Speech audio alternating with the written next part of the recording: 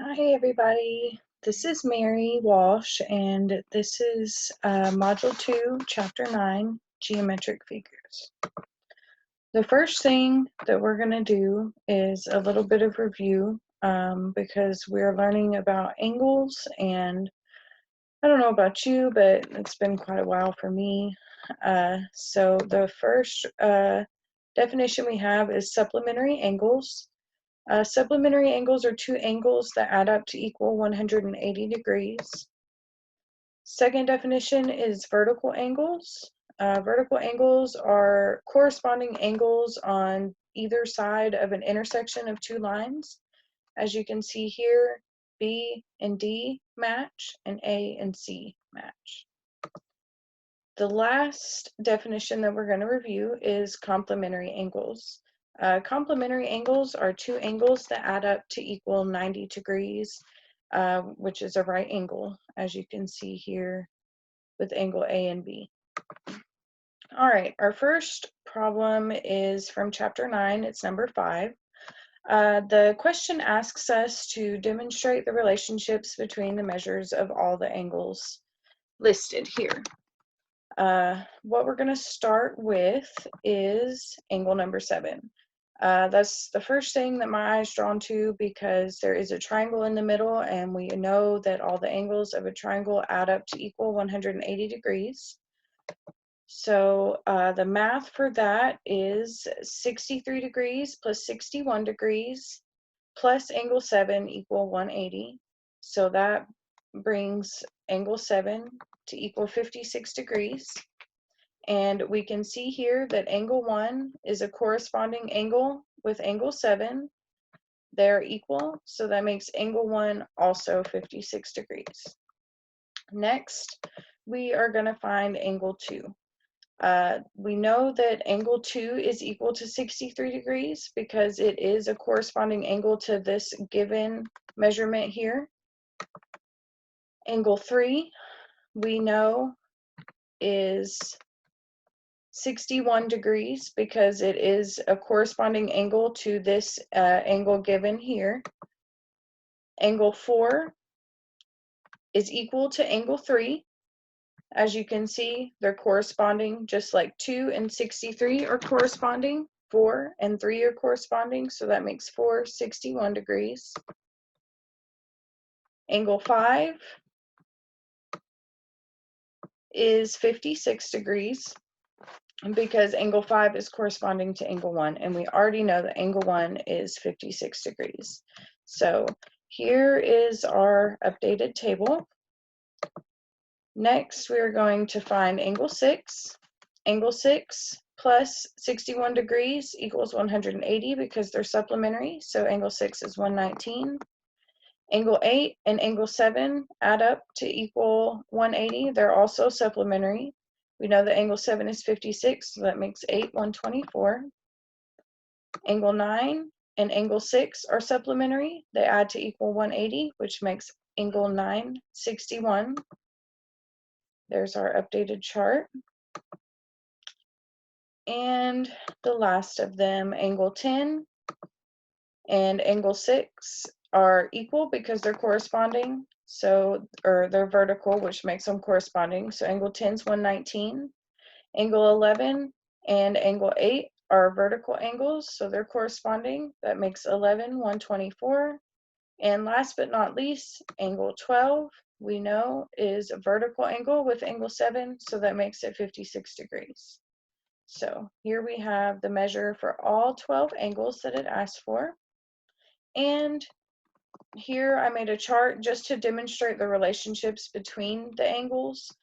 We didn't have any complementary angles because that figure had no right angles, so there's no way that two of those angles could have added up to equal a right angle.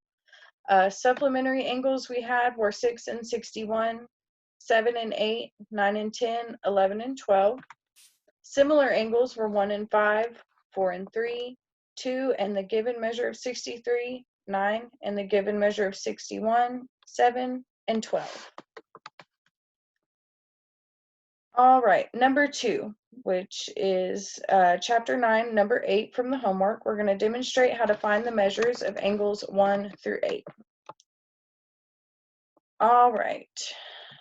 To start off, we can see that angle 1 completes the triangle of A, B, and C. So we know that 74 plus 26 plus angle 1 equals 180 degrees. That brings angle 1 to 80 degrees.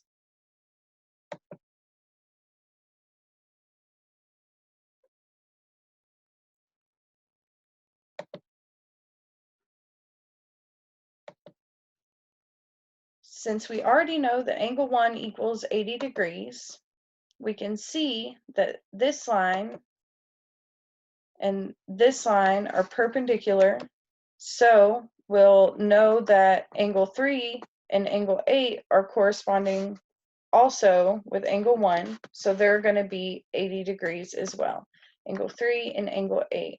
If you look, this triangle, the big one, and this triangle up here, this tiny one, and then this medium-sized triangle right here, all look exactly the same. So with us knowing that this line and this line are parallel, and this line and this line are parallel, they'll never intersect. We know that those three triangles together are all going to have corresponding angles.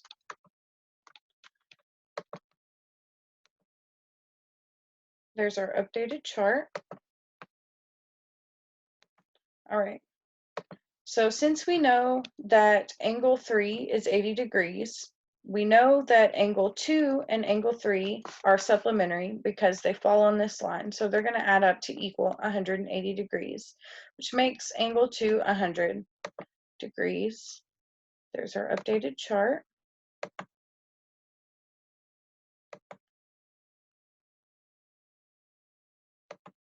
Right here, we can see that angle P and angle Q here, or angle 3 and 5, are both they're called alternate interior angles, which means that they're the same.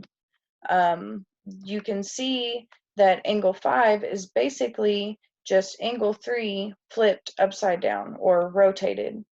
So that shows us that angle 5 is also 80 degrees.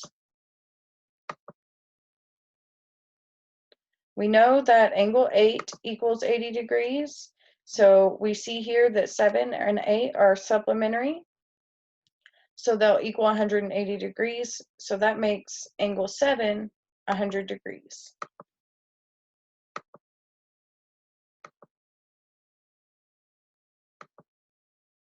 Here you can see that this top triangle, which I've labeled QPC, equals 180 degrees. We know that all the interior angles of a triangle added together are 180 degrees. We were given C, angle C, which is 74. We found 3, which is 80. So if we subtract those two from 180, we get angle 4, which is 26 degrees.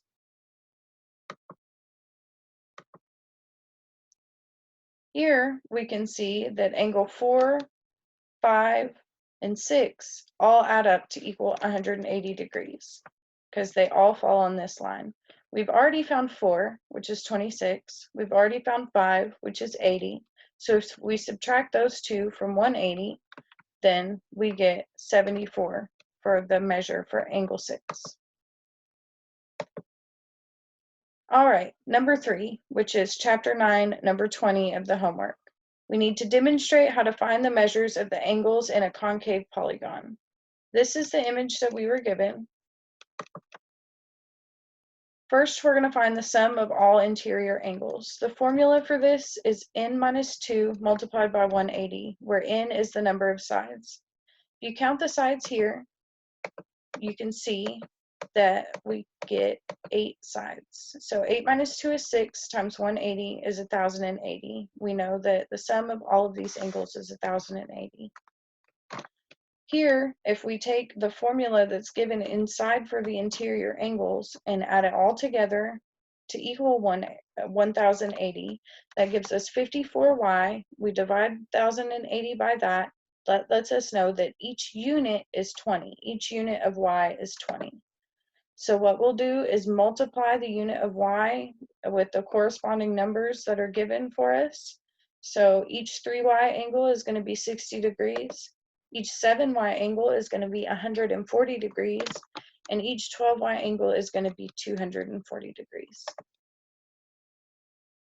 Number 4 we have is chapter 9, number 25 from the homework, and we need to demonstrate how to find the measures of the interior, exterior, and central angles. The interior angles is going to be n minus 2 times 180 divided by n. Each interior angle is going to have that same formula. So if we count our sides, you can see that we have 9 sides. 9 minus 2 is 7 times 180 is 1260 divided by n, which is 9, comes out to 140 degrees for each interior angle. The exterior angle formula is 360 degrees divided by n, which is 9, so each exterior angle is going to be 40 degrees.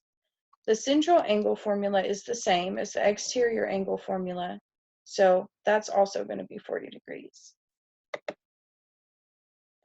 Number 5 asks us to construct a cube with the vertices A through H, in a different color. Construct the vertices D, E, G, and H with the vertices of a tetrahedron inscribed inside the cube.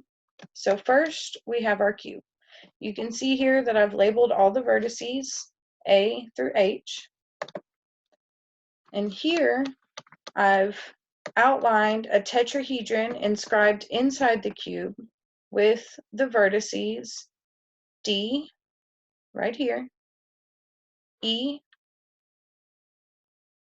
G, and H.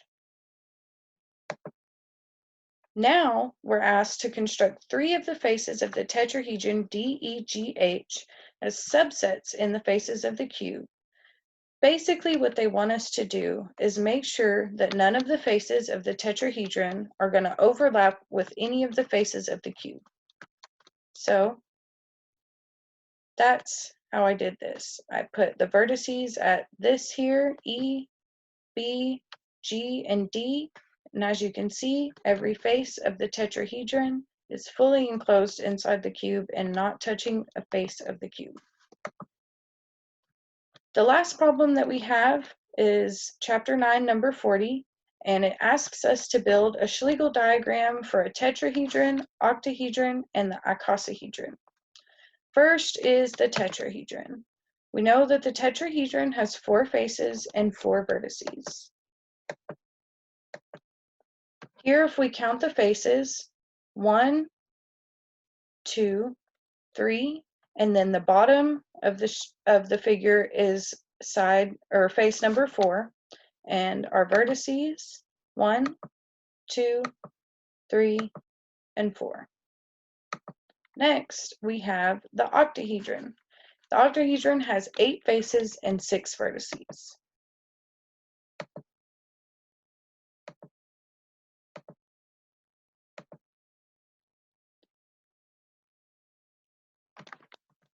All right, the faces we have here are face 1, 2, 3, 4, 5, 6, 7, and the bottom of the figure is the 8th face. The vertices 1, 2, 3, 4, 5, and 6. Last but not least, we have the icosahedron. The icosahedron has 20 faces and 12 vertices. Let's go ahead and count the faces. We have 1, 2, 3, 4, 5, 6, 7, 8, 9, 10, 11, 12, 13, 14, 15, 16, 17, 18, 19, and the bottom of the figure is going to be the 20th face. Now for the vertices. 1, 2, 3, 4, 5, 6, 7, 8, 9, 10, 11, and 12.